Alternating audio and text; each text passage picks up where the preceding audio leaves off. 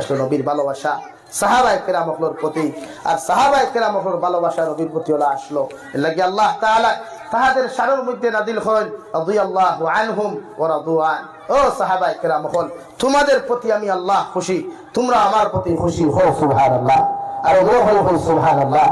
আমার দুস্থ হল, বুজুর্গ হল, এর লাগি বিশ্ব নবী ফরমায় আসহাবিকান নুজুম বিআইহিম ইক্তাদাইতুম ইহতাদাইতুম।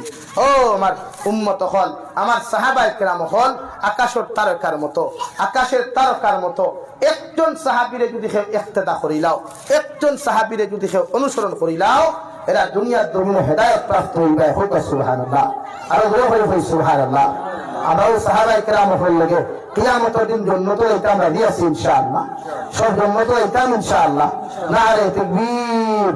আর হই ভাই নারে তাকবীর। দ্বীন ইসলাম, দ্বীন ইসলাম।